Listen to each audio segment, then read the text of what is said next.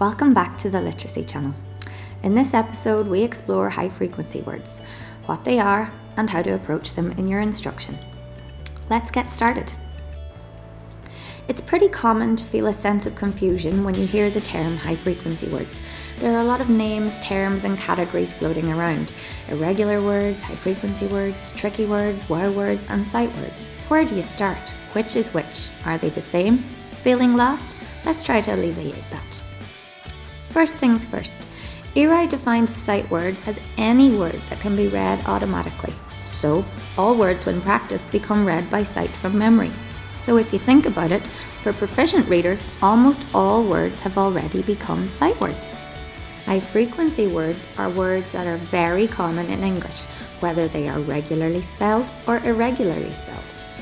Many of us may associate part of early reading instruction with either Dolch words or phrase words.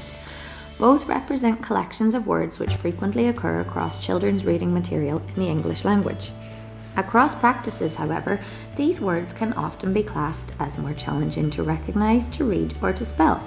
But is that really the case?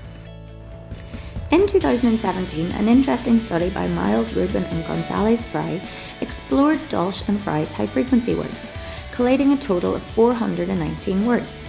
They considered how much phonics knowledge children are expected to have, and through this they discovered that within these 419 high-frequency words, 21% are regularly spelled, 63% are temporarily irregularly spelled, and interestingly, only 16% are permanently irregularly spelled. Interesting, isn't it? This indicates that as teachers, we need to consider the phonics knowledge that the children we're teaching have, and then look to see how many of the high-frequency words could be considered regularly spelled, and teach those based on the decoding skills of the children. What about the teaching?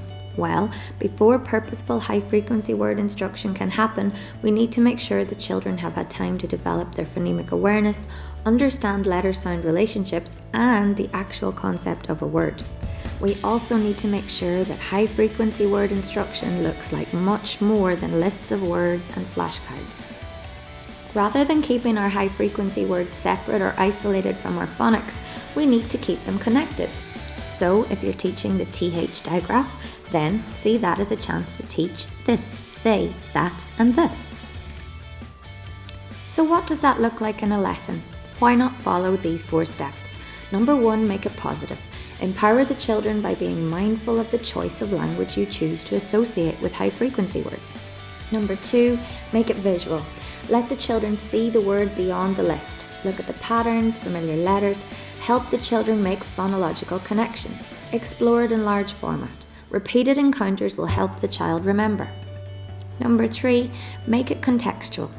Look for the high-frequency word within print. We've said it before, we'll say it again. We're always bringing it back to reading. Number 4, make it fun. Lots of games, lots of multisensory opportunities, lots of playful, active learning. When we enjoy something, it makes us want to do it again, so let's capitalise on that. We mentioned that the first step in instruction is keeping the language positive.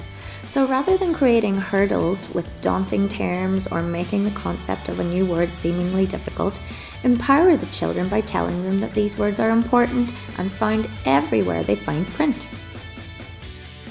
Heart words is an example of a really effective approach to teaching those permanently irregularly spelled words. It capitalizes on that visual idea. It recommends 10 simple steps. Step 1, introduce the word.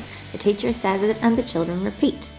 Step 2, we stretch out the words and tap the sounds. How many sounds do you hear in the word? Step 3, draw a line on the board for each sound. Step 4, draw the children's attention to the regular sounding parts of the word, so maybe the first sound in the word. Step 5, invite the children to explore the last sound that they hear in the word. Step 6 is where the heart comes in. The letters that the children need to remember by heart are highlighted with a heart. Step 7 brings some multisensory work. The children can practice writing the word in the air, on their partners' backs, or pretending to spray paint the walls. Step 8 invites the children to revise the first and last letter, followed by the heart letters. At step 9, it's time to have a go. Erase the word from the board and ask the children to write it from memory. Underline the heart letters and draw a heart above them. Step 10 is adding to a word wall. Create a permanently irregularly spelled word wall or word list for the children. Use the heart to highlight the irregular part of the word. Capitalise on those contextualised experiences across the day. Hunts during the daily news, signs and labels within the learning environment, and in our read-alouds. Help the children to see just how frequently these words actually do appear. There are many fun and engaging ways to practice, reinforce and revise high-frequency words without relying on flashcards and lists. Finding what your class enjoys is important. Utilise a variety of playful, collaborative ways. Make it positive, visual, contextual and fun. Don't forget to download your copy of the slides, like the video, hit subscribe and share with your colleagues. Find us on Instagram and Twitter and stay tuned for more from the Literacy channel soon.